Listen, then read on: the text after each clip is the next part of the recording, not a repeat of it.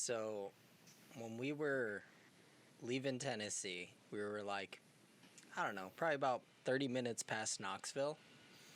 And I looked over to the right and I saw probably like the biggest antique market I'd ever seen. And I was like, fuck yes, we're going right now. Because it's a great place to find old games. So we pulled off, we went there, and as soon as we get there, there's two individuals being arrested in the parking lot. Okay. One was wearing right away. How do I put this into good context? They were the only two people of their race, which was kind of like, yeah, that makes sense. Especially once I walked into this place, okay? One of them was wearing really dope sequins pants, though, that I was really into. I was like, oh, those pants are sick. But anyway, so we walk in, and of course, it's the most just inbred, MAGA-wearing fucking place ever been. I was just like, oh, God. All right. For some reason, it smelled like cheap leather and vomit. Like, this place was massive, though. And I was like... God, I hate to say that I know exactly what that smells like. Yeah. We've all been around that, right? And I was like, all right, we just got to find, there's got to be at least 1 to 2, like, retro game booths. Like, there always are. I was like, let's just beeline to those, try to find some games. So Tina and I are walking along, and I stopped and I looked over, and there was a guy sitting at the booth autographing stuff. And at first, I thought, is that the dude from The Shield? And then I was like, no, that's not him. The guy, I think he also played Ben Grimm in the original Fantastic Four, the the big guy one. Yeah. And then I was like, no, that's not him. And then I looked up, and it was fucking Butterbean, the old boxer. Oh my. Yeah, and I was just what? like, why is Butterbean? I was standing like 3 feet away from him, just staring at him, and I was just like, holy shit, that's Butterbean. And then I was laughing so hard, because for some reason in my head, I was just like, I should just run up and punch him and run. And I have no idea why, but that was my first instinct. I was just like, I just want to punch him. And then I want to quote Johnny Knoxville when he got the shit beat out of him in that like jewelry store. Yeah.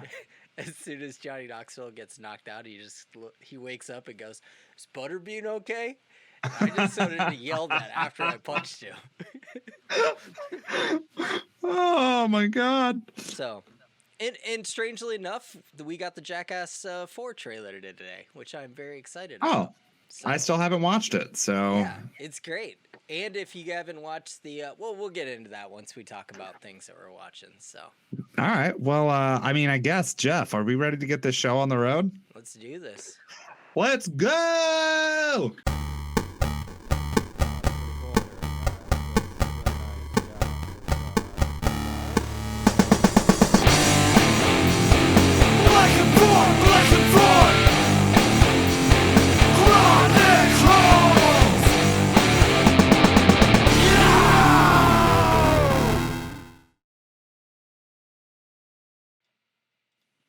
And we're back. All right. What up? Welcome to the BFC'S.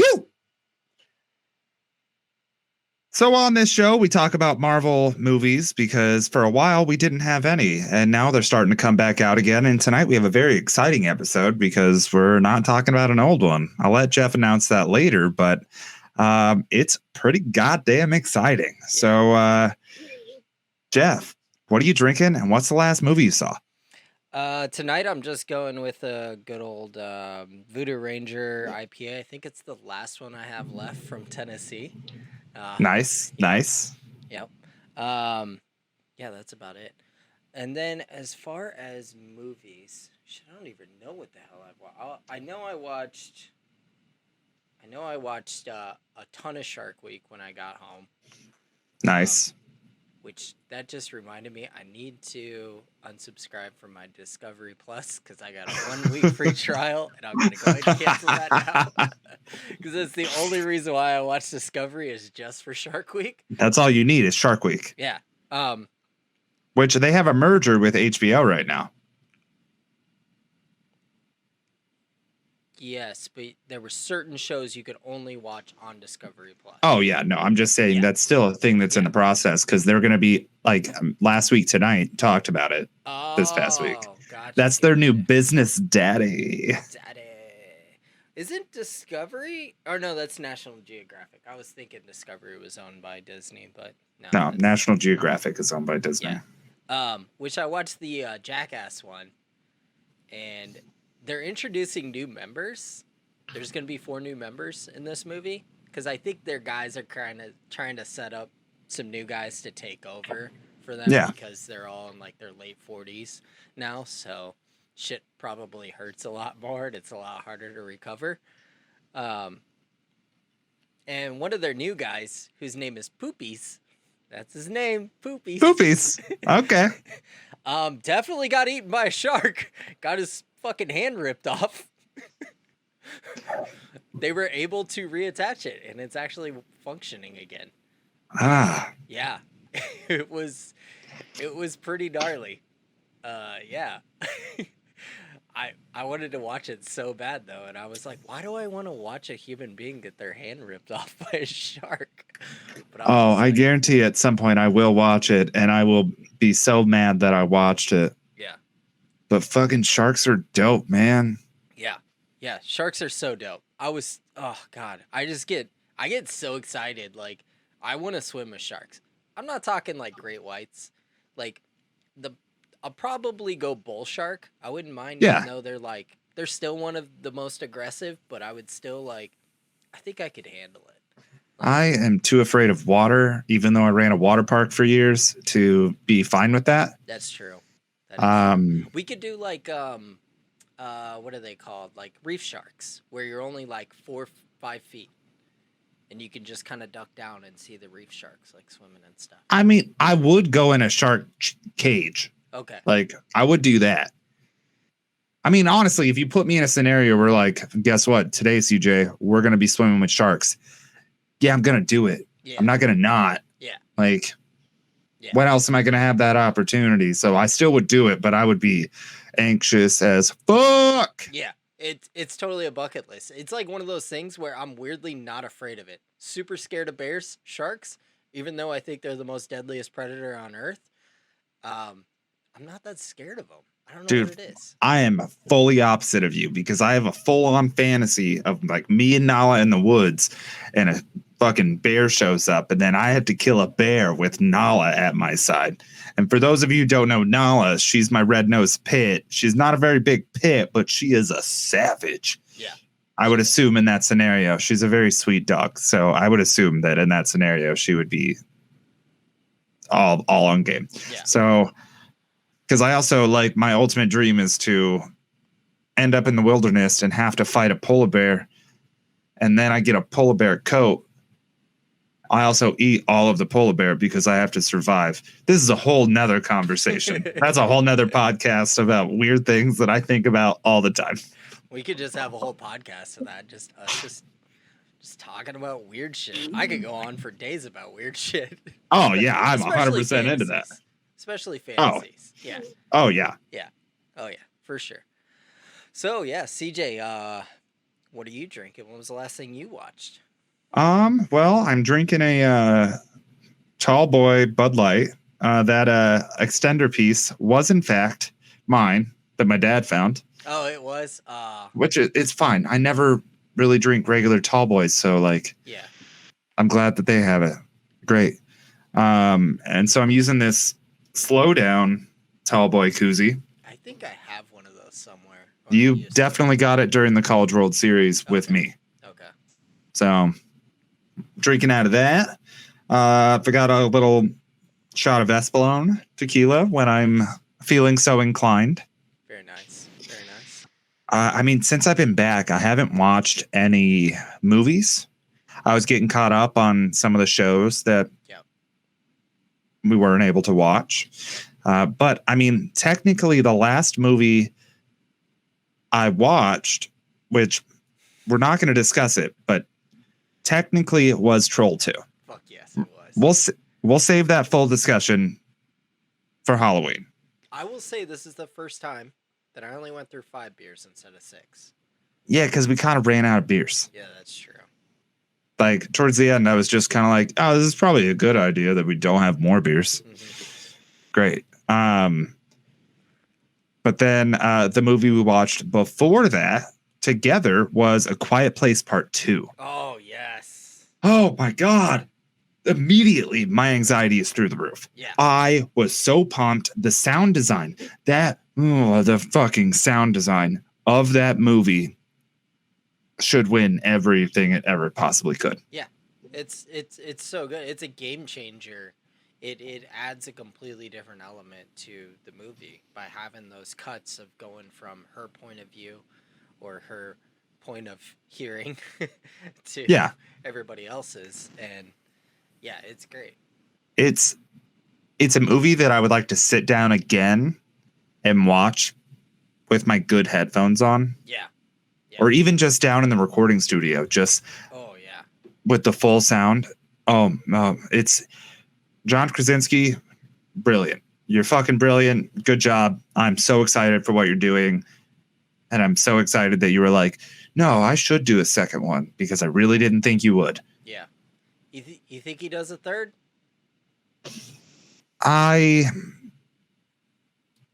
First thought, no. Yeah. But also, when it came to after the first, I really didn't think he would do a second. Yeah. But people have a way of talking. Yeah. And if you plant some bugs in people, well, they might be able to get them to do a third, which I'm just really worried that if they do a third, it's going to ruin it. Yeah. That's true. But I mean, the second one, I think, was better than the first one, and that's hard to say. I liked it more. I feel like the second one was more dialogue driven. That's true. Which I really enjoyed the first one because there was dialogue, but it was very minimal.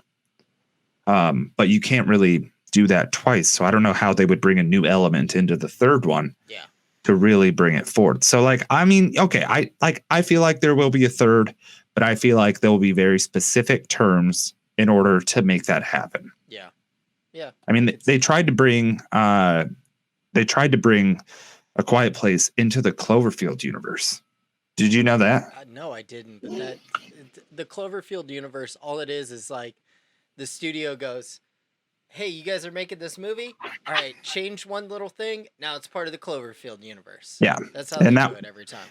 That was his first idea, was just like, no, I'm fucking out. Okay. Like, this is, I will stop shooting the movie right now if that's what you want to do with it. Yeah. But it's totally different. Such a cool concept. And the way it was shot and the way that, I don't know, even the science behind certain things they were doing, I was like picking up on. I'm just like, oh, that makes sense. Yeah. Yeah, that makes sense. Okay. All right. Okay. Yeah. So it was fucking awesome. And we also watched it on a deck in the woods with like a really good speaker. So yeah, it added a really cool effect. Yeah. I would really love to see him tackle something else. Like direct something else, man. Like I would love to see. Like, I'm sure John Krasinski's got plenty of other ideas to do stuff. So, I mean, he lives in a creative powerhouse household. Yeah, that's true. Or a power household, which I just coined that term. Coined it. So, if you heard it here first. Power household. So I'm sure he's got other things in the barrel of just like what he wants to do, what he wants to work on. But we shall see. Yeah. On that note, Jeff, what movie did we watch this week and why is it so exciting? We watched 2021's Marvel Studios Black Widow. Our first prequel.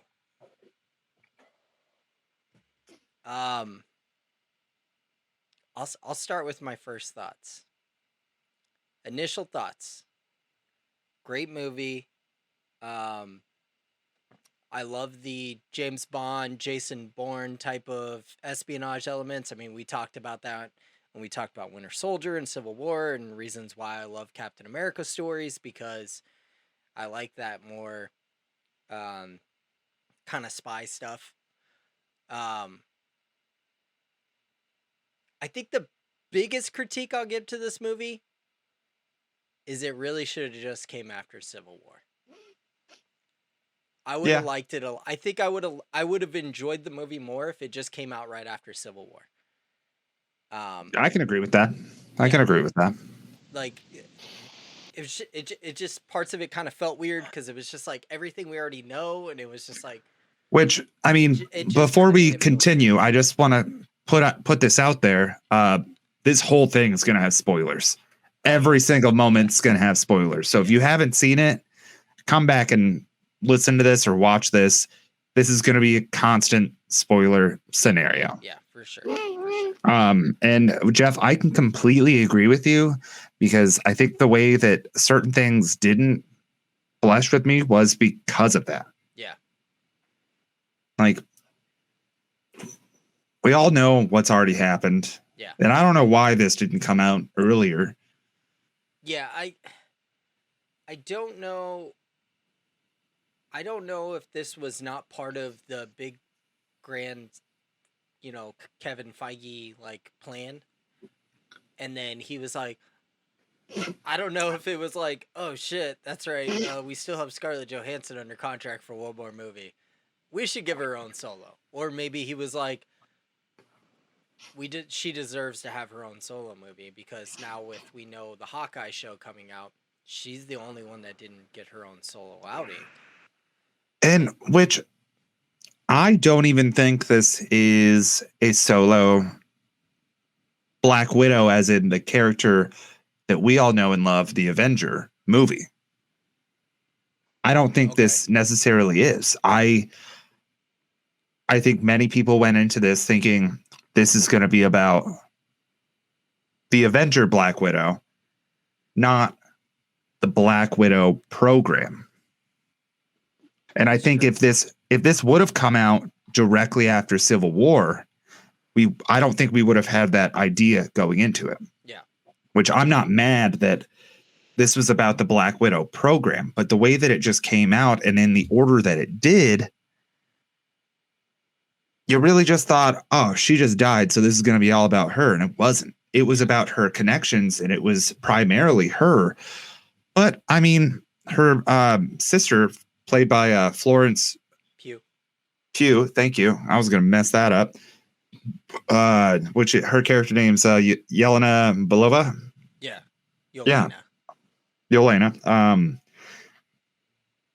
She was a primary character in this. Even David Harbour as Alexei or whatever. They were all primary characters, and this wasn't about Scarlett or Natasha Romanoff. This is about the connections. Yeah. And I loved that aspect. I just think that coming out in the order that it did, it would have made way more sense to come out directly after Civil War. Yeah. Yeah. Yep, I agree. Anytime you do prequels like this, it's kind of it will always fall to the whole, well, I know she's going to be okay. Granted, it's an MCU film, so most likely they're going to be okay. I mean, obviously Endgame kind of threw that all for a loop for us, but that's part of what made that movie so great. Mm-hmm. But yeah, it kind of takes the stakes off the table a little bit, where you're just kind of like, well, she's gonna live. She's gonna be perfectly fine, because, I mean, we saw her right after this in Infinity War, so just with blonde hair. I read a lot of. I've been looking at my Facebook and seeing a lot of people that are whether they're within the theater community or whatever community they're part of, and kind of the flack against this. And a lot of it is, I don't know, the issue of making a movie about a female driven movie that's successful, which I think it definitely was. Mm-hmm. But I think that comes back to the ideal of what people thought this movie was in comparison to what it is. Yeah. And looking at Natasha Romanoff, there was like one moment that I really did not like. And that's the moment that she fell off the building and hit like 3 things on the way down into the alley. Oh, I could get into all of this because yes, that part, but also when Taskmaster blows her up in a fucking car right at the beginning, I'm like, she's dead. She's dead. She's 100% dead. And then knocks her off a giant fucking bridge. And I'm just like, dead, dead, dead, dead. Like, I think a cool element would have been that once she gets to the Red Room, we find out that she's been like cybernetically enhanced. Something we didn't know the whole time. That'd have been like, oh shit, that totally makes sense. How is this human being keeping up with all these basically gods this whole time? That would have been like a cool thing. That would have been just, it would have taken like a 30-second fucking little exposition and solved so much shit that doesn't make any fucking sense at all. Like, that would have added something that would have at least made sense. But instead, we watched this character that we've known to be a very well-trained soldier. Yeah. All of a sudden, be able to withstand all of this crazy bullshit. Like crazy, insane shit. Like really, really like, insane. If I fell off the building the way that she did, I'd be dead. Yeah. You'd be dead. Yeah. Any human being, I would be dead. Any fucking person. So that was my biggest gripe with this, was watching her have this crazy pain threshold. And like, I would have loved to see her get brutally injured and have to like escape and recover at the same time. That would have been fascinating. Yeah. All right. And such a cool arc for her character. Yeah. Like fucking, she's getting in a car, broken ribs, maybe a broken femur that she's somehow working through. And she's just internally bleeding, getting through traffic. That would have been awesome. Yeah. That would have been so good. Yeah. Yeah. Even the, I mean, there was 2 other points. There was a point where her and Elena got knocked off of something and they landed on a fucking car. And I hate this trope in movies that if you land on a car, this and Fast and the Furious have those 2 tropes of if you fall and land on a car, you're perfectly fine. And I'm like, no, that would hurt a lot. And you're only fine if you land on bushes. That's it. That's all right. That's it. Aim for the bushes. And then the part where they flipped upside down and they skidded into the subway station. That was another part where I was like, I thought the camera was going to pan down. Oh, they weren't in the car. But no, they just crawl out of the car and get up and continue running. And I'm just like, no. Like, I mean, you know, way more well-trained people than I do in any aspect of anything combat related or anything. And just straight up, no. Yeah. No. You know how many times I've been knocked the fuck out? Just clean, cold, knocked the fuck out from way more simpler shit than that. Like, yeah, it happens a lot. Like, she would be so concussed that by Endgame, she would just be a fucking train wreck because her brain would have just been, she would have so much TBI, it'd be insane. Like, she would have dementia. Like, it would be, like, it's just, yeah. That's my biggest gripe with the movie. Other than that, like, I thoroughly enjoyed it, and I think that it really stayed in the lane of being a genre film. Yeah, it did. And it was the movie was exactly what I thought it was gonna be. When it comes to theme, and I agree with that. Yes. When it comes to like storyline and what I thought it was, no. I expected a way more Natasha Romanoff driven narrative, but I wasn't mad with what I got. I mean, I know I'm walking into a Marvel movie. I'm not walking into, I don't know. I'm not walking in to watch Casablanca and be like, well, I don't know, guys. Like, no, I'm walking in to watch a superhero movie. Yeah. That's it. So I just want to be entertained. And I definitely was. And the cast was fucking awesome. Once again, Marvel fucking killed it with the cast. Like, which, do we want to get into the cast a little bit? I mean, I'm ready for it if you are. Okay, yeah, let's do it. So, obviously we have Scarlett Johansson as Black Widow. We have Florence Pugh, like you mentioned, as Elena Belova. David Harbour as Alexei slash Fucking Red David Skull. Harbour, third like thing in the MC, like not MCU, but in Marvel movies in general. Yeah. Yep. It is his third. Yep. Then we had O.T. Fagbenny as Rick Mason, her kind of guy that was like getting stuff for her. Which I gotta say, he took the biggest loss in the movie was at the end when she was like, "You're a good friend," and I was just like, He got friend zoned so hard. so fucking hard because it was like very obvious to me that he was like totally head over heels for her. I mean, rightfully so, but she's also used to that all the time. And then we had William Hurt showing up as Thaddeus Ross. Rachel Weisz as Melina Vostokov. Oh my god. Rachel Weisz. She's another one of those actresses. You just put her in something, she fucking crushes it. Just give her more screen time. Yep. Give her all the screen time. Which, based on the genre that this movie is in, do you know who her husband is? No. Fucking 007 himself. Daniel fucking Craig. What? Yeah, that's her husband. I had no idea. Yeah. I had no idea. That's amazing. Yeah. So that's why I thought it was super funny that they casted her. I was just like, oh yeah, that's really funny because they're gonna put her in a spy movie and he's the ultimate fucking spy. We had Ray Winston as Dreykov, which the only other movie I could think of him in was he was in The Departed. Yeah. Yep. Yeah. And then Olga Kurylenko as Antonio Dreykov slash the Taskmaster, which it was such a spoiler for me because as soon as the movie started up and I saw the credits, I saw Olga Kurylenko. I was just like, I know who she is, and I was just like, and we're watching throughout the movie, and she's not coming up, and I was just like, oh, she's a Taskmaster.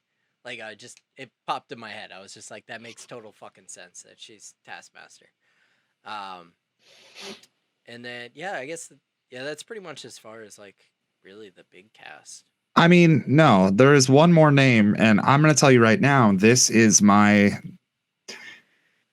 one, and, like, this is my, like, shout out. Oh, who am I missing?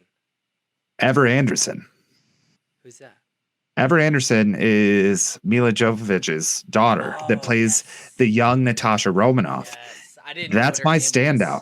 That she crushed it in her scenes. Yeah, she was she's so young, and every time I don't know, I just felt her, the way she wanted to protect her sister and the way that she was fucking great. I thought she was wonderful. Movie. Oh my god, that would be insane. Let's get a movie with her just going through the Red Room training. I would love that. I'd be super into that movie. 100%. Like, if you give us a Black Widow movie, maybe that should have been the Black Widow movie they gave us. Not saying to take away from this one, but maybe as maybe even a one-off little series. Like a fucking Black Widow, or call it the Red Room. And it's just about, like, I don't know, it's like a fucked up Harry Potter type of, like, television show. Oh my god, which being like so involved in dance in my past and like ballet and everything, I would go ape shit. Oh my god, I would be very into that. Yeah, that show. I'm picturing like what's the classic trippy horror movie from the 60s and then they remade it? Hysteria? No, not Hysteria. It's something close to that. It's about a bunch of women going to a dance academy, and then they find out that the whole, like, everyone running it are a bunch of fucking witches. And it's really dark and really fucked up. I actually don't know what you're talking about, and that really upsets me. Type it in the chat because I cannot remember the damn movie. Need to know. It's so good. The original is amazing, and actually the remake, I think, is better. It's one of the few, like, horror remakes that I actually liked it a lot better. It stars Dakota Fanning. Oh my god, Dakota I love Fanning. Dakota Johnson, sorry, from 50 Shades of Grey. Oh shit, okay. I also love her. So and great. what's her name that played the from Doctor Strange, bald girl. Oh, Tilda Swinton. Tilda Swinton. Tilda Swinton's in it, and she's What? Full on Tilda Swinton in the movie. Yes. I mean, Tilda Swinton's a goddamn interdimensional being. But this is what I'm picturing with that movie, and the movie's really trippy, and it's very dark, and there's a lot of scenes. What I like about the movie is the movie like visually has like really amazing visuals, but the sound audio it's like purposely bad because they're in a dance studio, so the camera is always really far away, and there's absolutely no sound except for them all talking, and it's very hard to kind of hear them, and it's definitely like a director's choice, and for some reason it adds like a really just extra eerie element to the movie. So that's what I'm like picturing in my head when I think of like our fake little Red Room show. Like, just it could be like just tonally just really dark, really fucking dark. We're at a place in the MCU where they are now able to make dramatic choices that aren't going to be for everyone. Yeah. But there will still always be an audience for them. So, I mean, that's what I'm very excited with what's coming out is, I mean, Doctor Strange is what I'm hoping is going to be the darkest Marvel movie to come out. And then Blade just got its director. Oh my God. I mean, it's... Oh my God. You got to knock it out of the park because we brought it up a few times. Wesley Snipes' Blades are pretty fucking good. Pretty fucking good. Oh my. Yeah. So you talked about your standout, but for me, it's 100% Florence Pugh.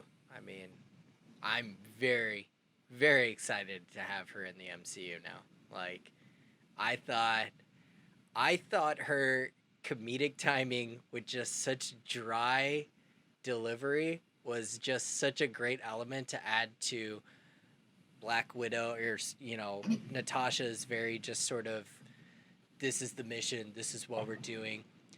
But then it's weird because I felt like Florence Pugh was playing the way that she kind of played with Cap during like Winter Soldier, where she was just sort of like, yeah, I'm serious, but I'm going to sit here and crack jokes the whole time and kind of like not take anything super serious. Well, I can definitely agree with that because I feel like in between Kat and Natasha, there's a big brother, little sister, like connection, and I feel like that Natasha feels that way with Elena. Like, oh yeah, I mean Elena's whole scene inside the car where she's just talking about her vest and all of her little pockets, and she was like, and I added a couple modifications, and like.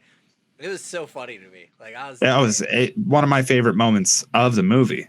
Which also, do you realize that in Infinity War, Natasha Romanoff is wearing that vest? Yeah, is wearing the vest. Which that's the only, and I'm gonna bring it back. That's the only member berry that was like, I don't think anybody remembers that, and then it'll click later on. But while you're watching it, you're probably just like, all right, what the fuck? Why does she keep talking about this stupid fucking vest? Like, what's the joke behind it? And then later on you might, but the only comedic thing that didn't land for me, it did, but in hindsight, I thought about it, it wasn't really that funny, was her talking about them like, oh yes, we had all of our, you know, lady parts and everything removed and everything like that. And she did it in a very kind of comedic way, and David Harbour's like, just stop or whatever. And what killed that for me was the fact that in Age of Ultron, Scarlett Johansson's telling Mark Ruffalo about it and presenting it in a very serious way. So it was kind of like, all right, Marvel, are we going to make a joke out of this, or are we going to take this serious? Because it's obviously a super serious matter, but Florence Pugh's scene was actually funny. So it's just kind of confusing to me. It's just like, come on, guys. Like, what are we going to do here? Yeah, I do agree. And the way that they presented it, in my opinion, I don't think it was appropriate. Yeah. Just being is that, okay, first of all, I'm a man. know anything about that. I can only read about things and see how traumatic and terrible that is, because that is a serious thing that happens to people in the world. And for someone watching that movie that possibly went through that, even knows someone, that's such a traumatic thing to just like poke fun at. And I don't think they were trying to poke fun at. I think they were trying to make light of it. Yeah. And it's not a light situation. No, at all. It's not, and it kind of feels weird in a Marvel movie to kind of have that. In a lot of other movies, I'd be like, I get what you're doing. Let's poke fun at a very serious matter, because I'm all about that. I love making humor in the most serious situations. Like I think we all should, because it makes us Suspiria. Thanks, babe. She just remembered the movie's called Suspiria. I'm very excited to look into that. Thank you, Tina. You should. I think it's on Prime for free. I think you can. Ooh, okay. All right. You should 100% watch it. I put it in my top 10 favorite horror movies. Like, it's so good. So I'm all about like poking fun at like really serious things. I think we all should. It just makes you feel better about it. Obviously, you have to know your audience. And the Marvel audience is probably not the audience to. No, it's such a large, vast audience. Yeah.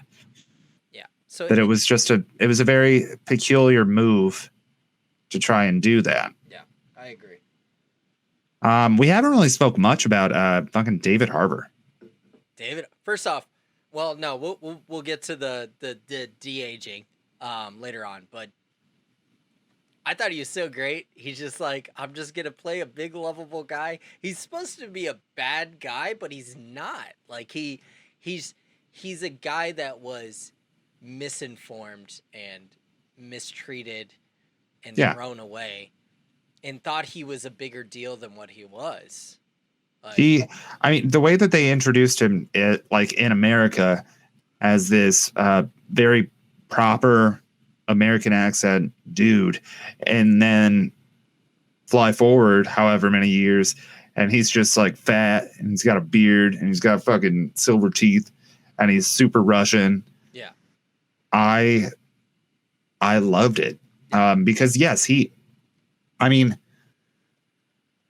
I feel like that we watch this movie in two different perspectives in comparison to that character, because I'm not a father. I'm an uncle. That's it. But I was almost in tears in that first scene that was happening. Yeah, because I mean, the 3 years they spent together, I'll tell you right now, in 3 years, you can definitely fall in love with a little girl who's not biologically your little girl. You know what I mean? Yeah. So, I mean, yeah, I completely felt for him, and I think that he genuinely loved them. You know, I think he was just caught up in the system of all the bullshit that they were dealing with. You know, my favorite line in the movie is when Alexei is like speaking to Natasha, and he's just like, "Did you speak to Captain America? Like he's my like, we're not enemies. We're fucking whatever. Like we're friends essentially. Just like we're compadres. Okay, it's fine." That was my favorite part. Of everything. Yeah, I thought it was super funny. Like that was really good, and to show like this is just it says a lot about his character, but also is really funny because it says a lot. Like he thinks that he was a bigger deal. I'm sure Cap has no fucking clue who the hell he was, but I disagree with that. Maybe later on he did. He might. I feel like Cap is pretty well informed. So I feel like Cap is probably like he's on his radar, but Cap is like, I don't need to fucking worry about that, dude. But this made me ask a lot of questions. Real quick, I'm gonna give some spoilers for Falcon and the Winter Soldier. So if you haven't watched it, all right, I'll just talk about it for a quick minute. When we get introduced to, and his name is driving past me, but the other Captain America that Sam Wilson had found out about, that was part of the program of super soldiers, the one that had been thrown away, the black guy. Oh my God, what is his name? I'll look it up. Yeah, and when Alexei says, "Oh, I fought Captain America back in the '86," it almost made me wonder if that's who he was referring to. Oh. Because he did don the Captain America suit in the comics, and then later on his son ends up a superhero too, which I'm hoping they actually are setting him up to be a bigger part of the MCU, maybe part of the Young Avengers, which I continue to stand on that mountain. I think they are going to do a Young Avengers, but Better watch out on that mountain. There might be bears. Isaiah Bradley. Isaiah Bradley, thank you. Speaking of bears, did you realize that this movie introduced us to our first mutant? No. The guy that Alexei is fucking arm wrestling, the super huge fucking guy, the last dude that he arm wrestles, that's Ursa Major. He's a mutant that turns into a fucking bear. That was our first mutant. What? The guy from the Lord of the Rings? Yes. From the Lord of the Rings. He played one of the hobbits. No, I mean, in The Hobbit, there was a guy who turns into a bear. Oh. I was just making a joke about that. Is there a guy who turns into a bear? In The Hobbit? Oh, from The Hobbit. I didn't watch The Hobbit. So yeah. In The Hobbit, there's a badass dude who fucking turns into a bear. It's awesome as hell. Yeah. Like, also, spoiler if you haven't seen that. I guess spoiler for me because I haven't seen them. So yeah, well, now you know. I mean, you're not really losing anything. Hey, Mom, love you too. Hey, Mama. Bah. Someday I might watch them. So, but yeah, that was our first. That was technically our first mutant, since we've kind of established that the twins weren't technically mutants; they were whatever. Genetically altered. Yeah, genetically beings. Altered by the Mind Stone or whatever. So. And you know, sometime soon you might get introduced to an actor that you hear his voice all the time on stuff like this, playing Gambit. So. No big deal. Might be coming. Just like, Kevin, let's figure out the contract. Come on, bro. Hashtag Colin Ferguson for Gambit. All right, let's get that shit trending. You got to put Colin James Ferguson because the actor Colin Ferguson. That's true. That guy just gets cast. I would have to straight up Highlander that motherfucker. Yeah. All right. That's it. I would just be like, you know what? If I have to go to jail for this, fine. Yeah. Great. All right. I'm either going to Highlander him or I'm going to Jet Li the one him. I don't know. Yeah. Yeah. Hands down. Yeah. Let's. I do want to hit on just a little bit of the comic stuff, because we haven't really talked about this character, Taskmaster, right? Now, in the comics, it was played by a guy named Tony Masters. It was completely different, had nothing to do with the Red Room. He was just a guy who had an ability to mimic other superheroes. Like, he could mimic anybody. He even, like, would, at times within the comic, like go undercover as another character. They would like put him in disguise and then he could mimic and talk just like them and do everything the same as them. It's kind of debated between the different writers that have written for him over the years, whether it's technically a superpower or if it's just a skill set. But he was, I mean, he's fought everybody. I mean, when you think about it, like he really has. I mean, yeah, he was mainly tied to Iron Man and to Black Widow over the years. Ant-Man, the Wasp, Yellow Jacket. Like he's fought like everybody at some point. He's been a huge nemesis within the Marvel comics and everything like that. And he's a really cool character. It kind of makes me feel like this movie, I hope they're setting it up that maybe Tony Masters will come into the story later on and he finds the suit and starts doing it. But if this is our only Taskmaster, I'm kind of disappointed because it's kind of a dope character and was not utilized enough in this movie, I don't think. I completely agree with you because I don't think that, I mean, when I think about the characters in this, Taskmaster's he's not one of them. Yeah. She is, I mean, he is in the original, but she is in this. Just kind of shows up, and she's almost just a minion. Yeah, she's Bane in Dark Knight Rises, where it's I mean, presented like this is the she's presented like this is the big baddie, but she's not the brains behind the operation. but even Bane had more backstory. That's true. Bane had a ton more backstory. But her backstory has been brought up because I was right.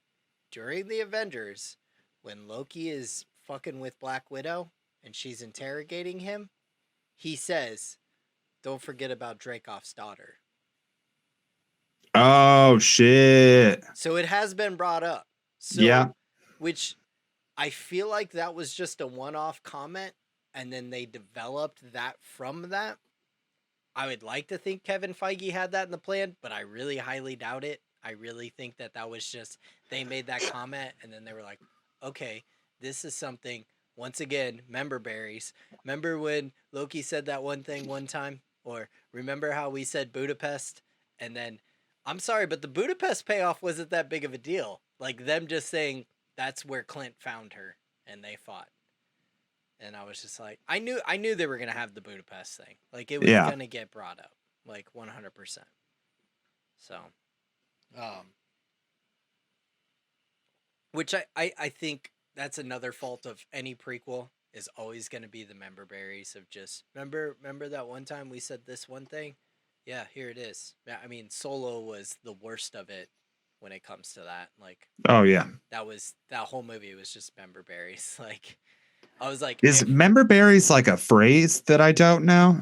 Yes, I told you guys it's from South Park, and it became like a trend of people calling them member berries. Like, okay, because there were these little berries, and they would come up, and they'd be like, remember that one time when this thing happened, and they would say like a past episode, like event that happened.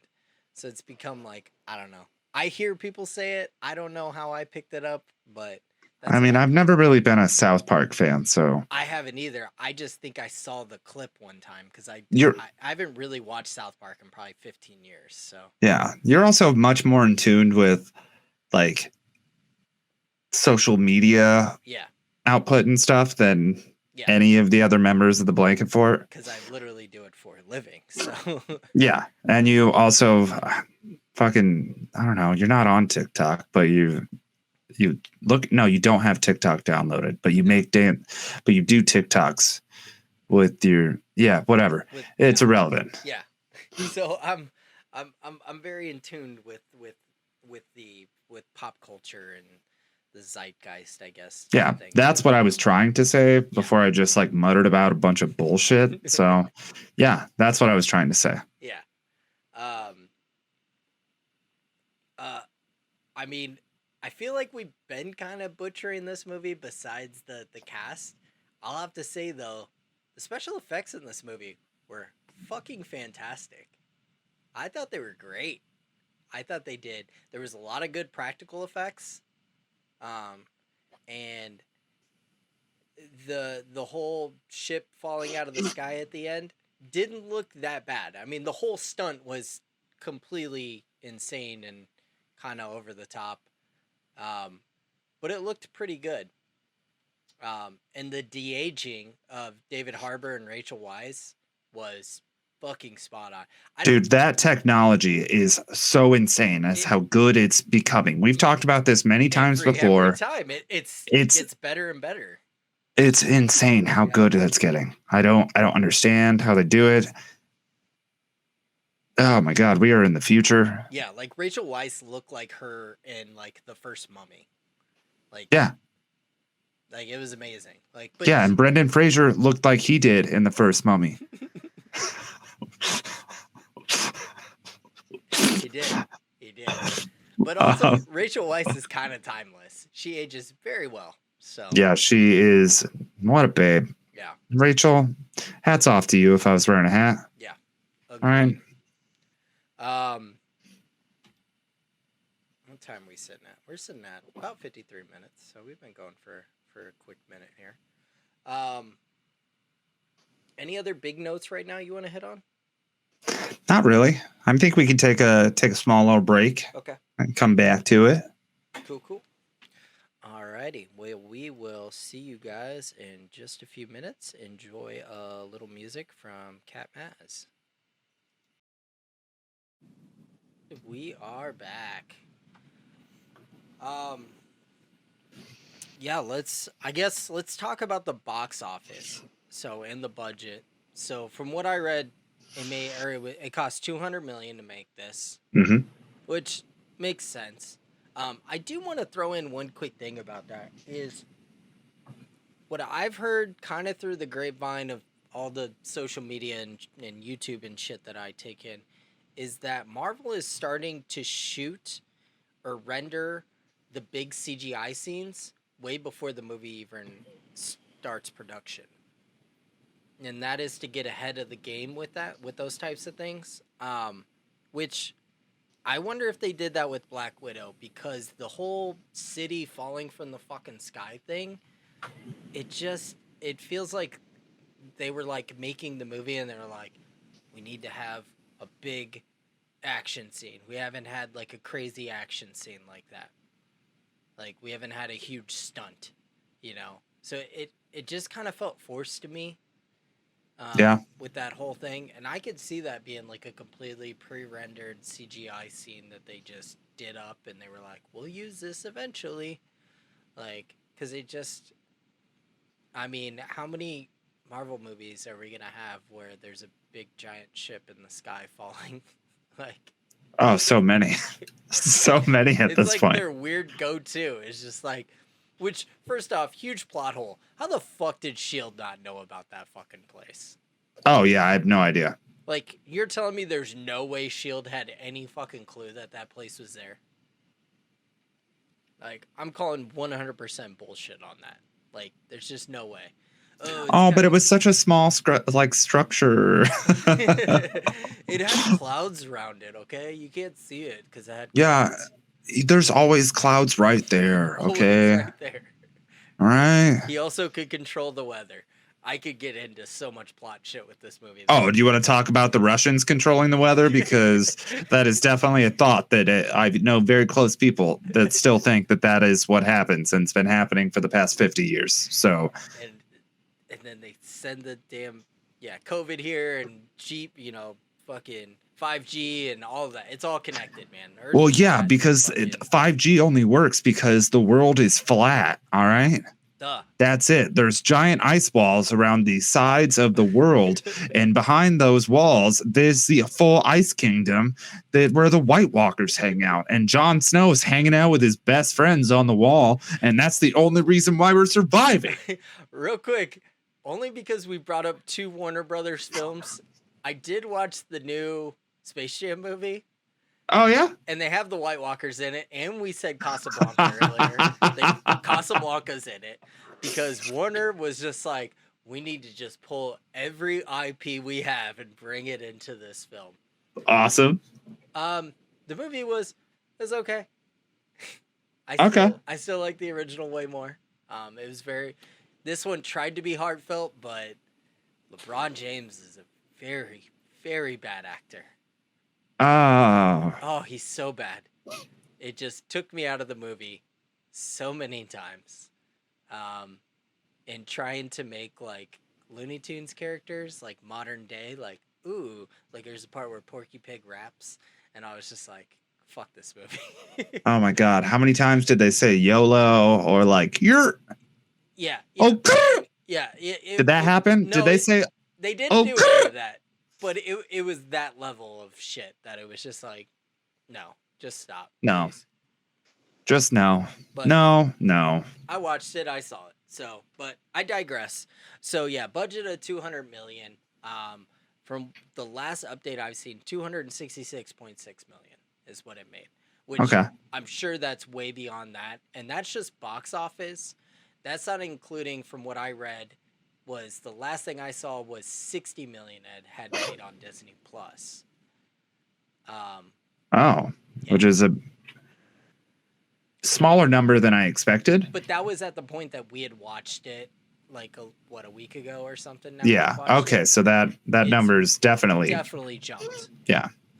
But apparently, a lot of the theaters are super pissed off at Disney right now because of them launching it on Disney Plus and in theaters. Because the second week, that movie fucking tanked hard. I mean, it just completely dropped off. Because I think a lot of people were just like, fuck this. I can just watch it at home. $30. Bam. I mean, and I understand there's so many sides to that coin. Yeah. That 20-sided die. Hey. That I have right here in my hand. I have it in a bag somewhere. Because I get it, because I mean, the coronavirus still exists. It does, especially with this Delta strain now. The Delta variant that's happening. Like, so a lot of people are like, I don't know, people are going back into their homes, and it's so nice to have that option to be able to watch something brand fucking new. And also, like, fucking, I don't know, theaters are being so much different and weird now with like putting straight up commercials in and not even putting the lights all the way down. And so I get it from a consumer standpoint, and I also get it from if I ran a movie theater that I would be upset. Yeah. Like, I mean, I'm going to say no matter where I go, it's at least like $15 for me to see a movie. Yeah. Where I usually go, it's like $30. And I love that place. We went and saw several movies there. Yeah. It's awesome. Yeah. So that right there, I mean, they're losing half the profit if the two of us are going to see a movie. So I get it, but yeah. Like, it's whatever. There was one other person that I wanted to talk about with this movie, which is the director. So Kate Shortland. She is known for films like Somersault and Lore. And yeah. What? Yeah, she hasn't done shit. She's directed a few series that I've never heard of: The Secret Life of Us, Bad Cop, The Silence, The Slap, Devil's Playground. She did a couple short films I'd never heard of. Well, she's worked with Scarlett Johansson before. With what? Somersault. Okay, I never saw that. That was 2004. Yeah. Nope, I'm completely wrong about that. That's the picture. Oh, that's Abby Cornish. Which in the cover of Somersault, that could pass as Scarlett Johansson real quick. I could see that. Yeah. I mean, this was pretty much an unknown. I'll say it for what it was. I think she did good, but I also feel like this was a very studio-driven film. I agree. I feel like this. I mean, we've said it earlier, and this movie would have been a much bigger success to come directly after Civil War, and especially with a new director like this. Yeah. To chance a new director, and I mean, they were obviously shooting this way before coronavirus, but there was also already so much hype from the MCU that to take a chance on someone, that's a bold ass risk. Yeah. I mean, I almost wonder if the hype was just there because we just really wanted to watch a fucking Marvel film. Really, really. Oh, yeah. Yeah, I agree with that. And it got delayed, and then got delayed again, and then got delayed again. Like, this movie was delayed so many fucking times. Rightfully so. It wasn't delays because of reshoots or anything else, which there was no reshoots to this film. With how many times it got delayed, I was really surprised that there was no re-edits, no reshoots. They've just had this movie done for like over a year now, just sitting there. Well, like just looking over the filmography of Kate Shortland, yeah, there is a definite theme of like Nazi Germany. Oh. Looking through these, A Woman in Berlin, Berlin Syndrome, what is it? Lore. There's another one. France. That's kind of a guess, but I'm assuming that that's where that falls. Sophie School. So that kind of falls in with theme of what this is. So that could have come into play and what they were looking for, like looking for a new face. I think if they would have had a male director for this movie, they would have been shit all over. Yeah. Which, granted, they definitely should have been. If that's what move they decided to do, go fuck yourself. No. Yeah. Yeah. This is a female-driven movie, and I think within the MCU, it's the best female-driven movie. Yes. So we agree this is better than Captain Marvel? Oh, yeah, 100%. Okay, cool. 100% agree with that. Okay. Yeah. I mean, but it's kind of sad to know that that's it. Yeah. That's all. That's it. That's super sad. And there's so many powerful characters that I'm excited to see more of. And I'm hoping that, I mean, even if you look at Guardians 2, which has the whole sister relationship. Yeah. I mean, that's not the main storyline. I would love a Gamora movie. Oh, I would love a young Gamora and Thanos movie. Oh, yeah, and just her and Nebula just being fucking shitheads to each other and just that'd be gnarly. Some crazy adventure. Yeah, I would. So dope. Way into that. Absolutely. And I mean, we might have a female-driven narrative when it comes to Thor: Love and Thunder. Yeah. Yep. I think we will. I think Taika Waititi's definitely going to balance. We will with Marvel's coming out with Captain Marvel and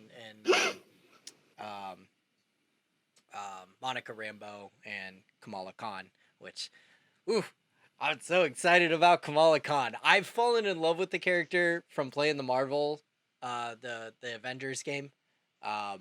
She is such a fucking cool character, and I'm way into her because she's just a geek that loves the Avengers and then ends up getting superpowers. And I just think that's just like, that's my dream. Super funny. Yeah, exactly. That's my dream right there. Yeah, she's just a super smart kid who just ended up getting superpowers and became a superhero herself. And like, I think she's so charming. I love her. I'm super into this Marvel's movie. Like, I think it's gonna be fucking awesome. Like, I'm way into it. So,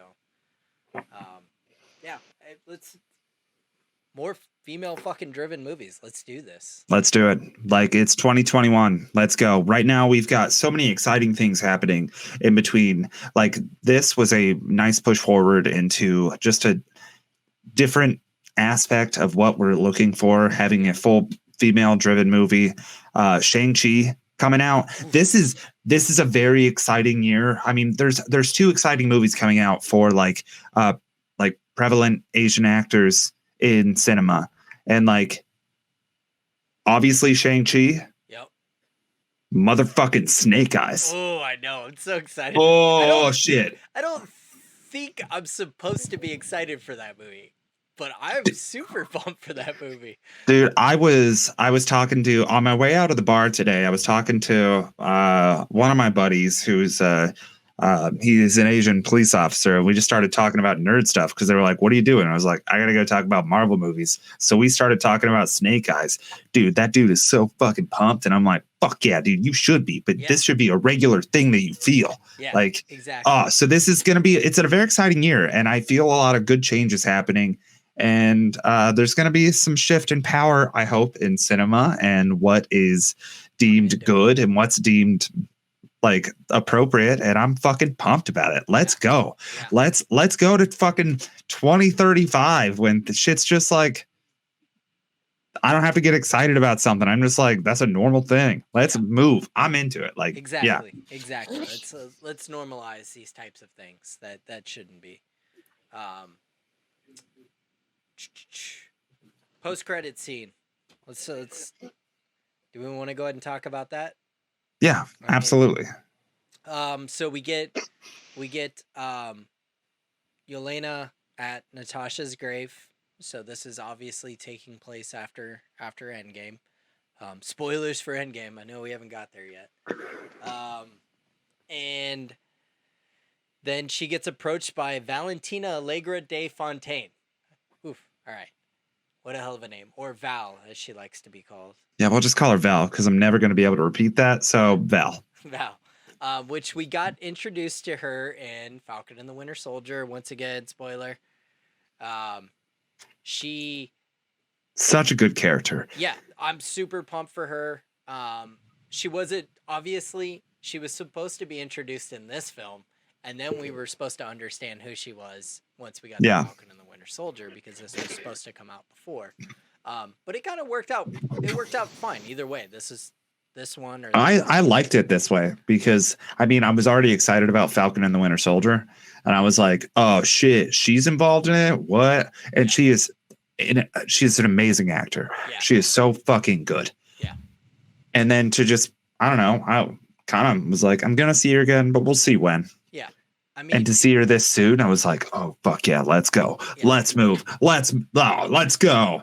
Yeah. Madam Hydra herself. Like, it's a cool character to add, and I'm definitely on. I was like, they might start setting it up, but with having Thaddeus Ross in this movie and then having Val come at the end, they're setting up for the fucking Thunderbolts, man. They have to be. We got U.S. Agent. We know based on the trailers that fucking the Abomination is still alive and out there. Oh yeah. And we got, and now we have the new Black Widow. Val's, she's the Nick Fury of the Thunderbolts, and she's fucking forming her team right now. And she is fucking gnarly. Yes. Oh, and it's Julia Louis-Dreyfus, and she's just phenomenal across the board. Honestly, anything she ever touches, honestly, gold. One of those people that I never thought would do a fucking Marvel movie. No, never. Like, I feel like her contract was very specific, and like she needed to be in the exact perfect situation, and this was. Yeah. This wasn't like Samuel L. Jackson deciding to be Nick Fury, because I feel like that was a much easier conversation where he was like, you need me to do what, motherfucker? Yeah. Yeah. Okay. All right. Well, I'm going to do this, this, and this. I'm going to do this. All right, cool. Yeah, because he's a nerd. He's a badass nerd, but the dude's a nerd. He's a fucking nerd. I saw him post up a picture on Instagram the other day with him wearing a t-shirt that said, grab my lightsaber. It's the one that says bad motherfucker on it. Yep. Dude, he posts pictures of himself with his own shirts, or like his own shirts with him on it all the time. It's so like great. He's just such a cool dude. Yeah.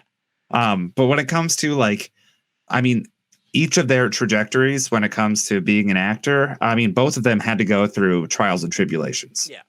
Whether it's race or gender or anything, and they both have had phenomenal outcomes. Yeah, they both have amazing careers, and I can't think of two better people to be like the minds setting up these teams. Like, it's gonna be so cool. But if you look at Julia Louis-Dreyfus and you look at Samuel L. Jackson and you compare their careers, Sam Jackson has done some shitty movies. Yes. Some of them have been shitty for a reason. Yes. Some of them I'm just like, what are you doing? Yes. I can't think of a project. Why would you do that? Django Unchained. What's happening here? Garbage. But like when it comes to Julia, I really can't think of a project she's done. No, that's bad. She kind of, for the most part, stayed in the television realm, but she was always on the high end television realm. She was winning fucking Emmys after. She doesn't take projects that she doesn't believe in. Yeah. And I'm not saying that Sam Jackson has, but I think Sam Jackson sometimes is like, oh, you got a movie about snakes on a plane? That's the whole premise? Fuck it. Cool. Can I say, let's get these motherfucking snakes on this motherfucking plane? I'm in. Let's go. So I don't know. It's very exciting. Deep Blue Sea wasn't a fantastic film. Dude, I fucking love Deep Blue Sea, man. What? LL Cool J? It all came back around to sharks. Full circle. Shark Week. My head is like a shark's fin. I always say that, and you guys do not remember that song that LL Cool J did that correlated with the movie. Nope. He wrote a I song know. called "We're Gonna Look It Up Later" because it's fucking amazing. Or look it up yourself. But LL Cool J, my head is like a shark's fin. That's such a goddamn. so that just makes me awesomely mad. I mean, so this is a quick moment I'd like to bring up that the Blankfort Chronicles are sponsored by Discovery Plus. So if you love sharks and you also love nerdy ass shit, subscribe to us. And I mean, turn off your subscription after you do the free week for Discovery Plus. Yes. Because you don't need to watch it after Shark Week. No. Unless we end up on Shark Week next year, then definitely. What? Is that a possibility? Discovery Plus, get a hold of us. Blankfort Chronicles on Discovery Plus. I'm just saying there was a bunch of YouTubers this year, so. Okay, well, I mean, so all right, we're gonna circle back on that later this year when we can tell you that we're gonna go shark hunting. No big deal. Most of the people are there for science. We're the only guys that are like, no, we're gonna hunt these fucking sharks.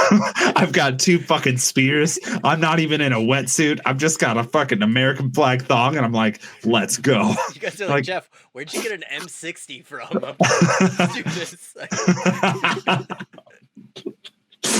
Oh, on Jeff, I think on that note, I think we're running the cuppets dry. Yeah, we definitely are. We could rate all night. So yeah, let's get into our ratings.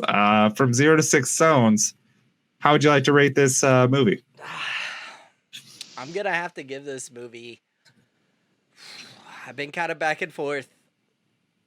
I think I'm gonna give it a 3, and I feel like I'm being kind of nice with that.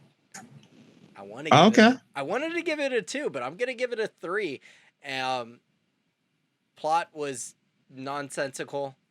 The CGI was great. The cast was great. I think Scarlett Johansson. It was kind of weird. I wanted to see more out of her.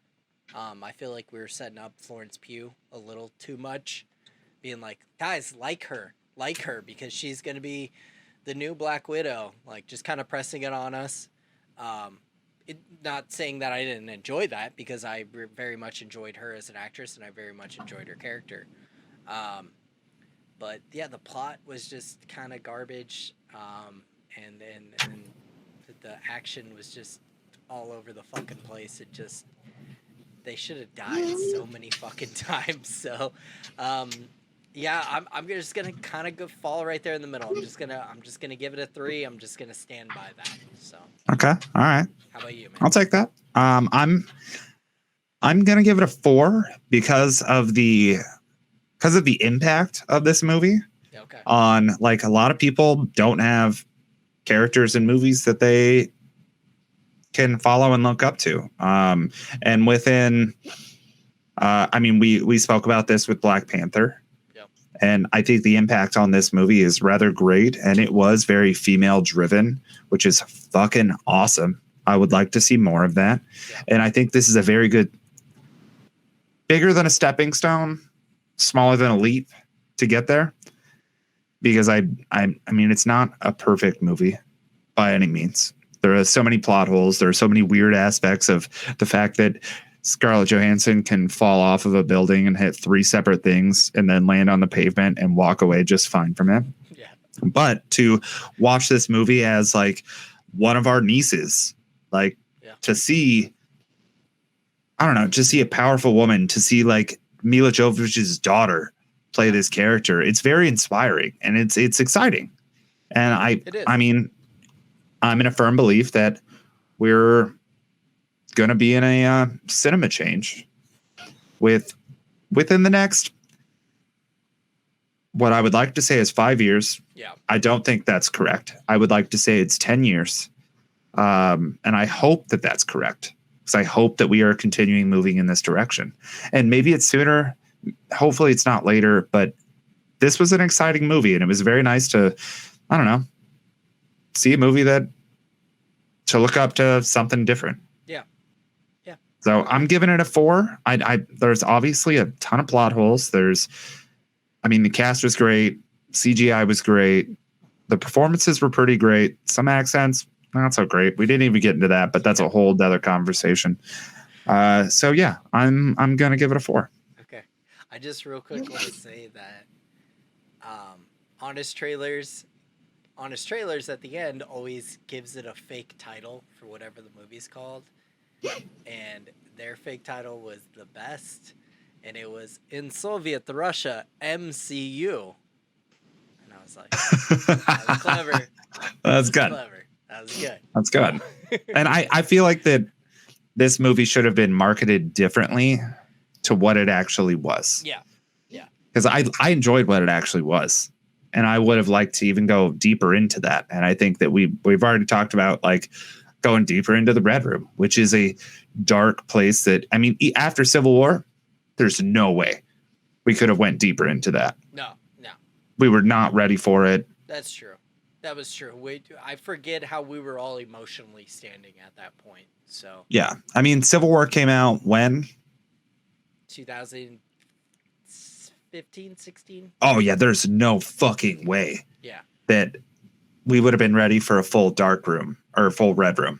Yeah. But if it would have come out at this point or at that point as a movie about the Black Widow process, and if that's what it should have been marketed now. Like, we shouldn't have been marketed to a point of just like, this is a Scarlett Johansson, Natasha Romanoff movie. Yeah. No, fucking market it to what it is. All right. And I don't know, but whatever. I digress. Okay. I still thoroughly enjoyed it. And I think that it's a very exciting thing for big cinema to have coming our way. Yeah. Agreed. I'm very excited. So I'm excited to see not only what Marvel does, but just what the whole film industry and in general does. So let's keep pushing forward that. So. And before we get into what next movie is, I'm just going to throw this out there.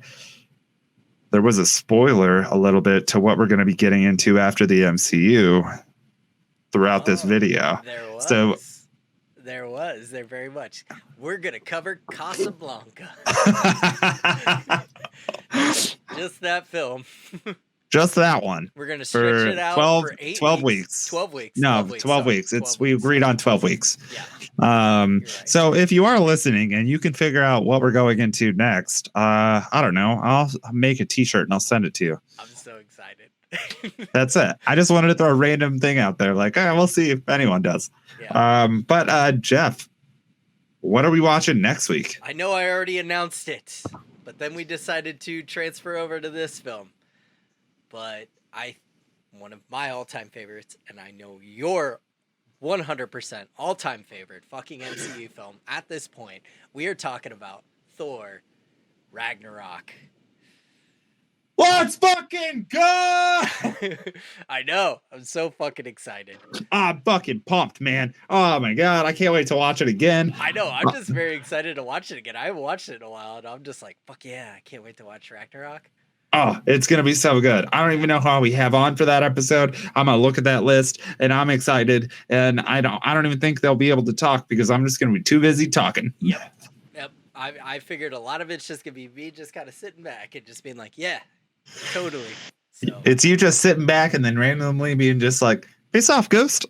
You remember that? You remember that? Yeah, that was a funny part, right? Oh, I'm Korg, So. All right. Oh, fuck. I'm so excited. All right. Jeff, how can people get a hold of you? You can find me on Instagram at The Real Jeff Wellman. You can find me anywhere you listen to podcasts at the Blankenfort Chronicles. You can find all of us. We have a great show on there right now called Have You Played, where basically we break down different types of video games that the other person hasn't played before. So it's really fun. We've already got one episode recorded. We're about to work on another episode, so those should be coming out soon.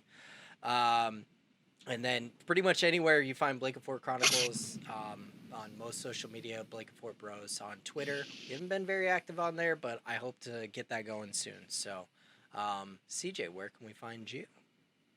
You can find me on Instagram at Colin Ferguson. You can find me on Twitter at GoKidVenture. You can find me at any of the Blanket Fort stuff. And then you can also find me on Mise Plastered, a podcast about hospitality where I talk with a fellow hospitality worker and cook just about things in the restaurant. So that's going to be available anywhere you listen to podcasts. And I don't know, if you're ever in New York, you can find me in Chinatown. Fuck yeah. Your guys' last episode was great, by the way. I listened to it on the way back from... Which one was that? The Devil Wears Nada. Oh, that's the bar-driven episode. Yeah. Okay. That was one of my favorites. That was a great episode. That was an awesome episode. So nice. For somebody, and for like you're being like, oh, I don't work in hospitality. I don't work in fucking restaurant hospitality or bar hospitality. I very much enjoy the show. Like, I think it's a great show. Like, it'd be weird for me to listen to it if I didn't know you guys, but I obviously listen to it because I know you guys, and I'm happy that I do. So, well, thank you. We very much appreciate it. And yeah. All right. So, yeah. I guess that's it for tonight. All right. You know, I would say that I would hop on and play Apex, but I still haven't updated my Apex. So, yeah, and there was another update last night. So, yeah, so it's not going to happen. They're launching the trailer for the next season in 2 days. So, oh, okay. Well, I guess I'll just go to bed. I might stay up and play the Forest for a little bit. So nice. Yeah, there's no way that's updated or downloaded right now. No, okay. I'll re-download that soon. You should. Yes. Killing Floor updated too. 29 gig update. What? Yes, I don't know what it was for, but there was a 29 gig update for it. Okay, we need once again I digress, but we need to have a Killing Floor 2 game night very soon. Yes. But on that note, dude, I love you and I hope you have a good night. And I'll talk to you soon. All right. Love you, brother. Talk to you later.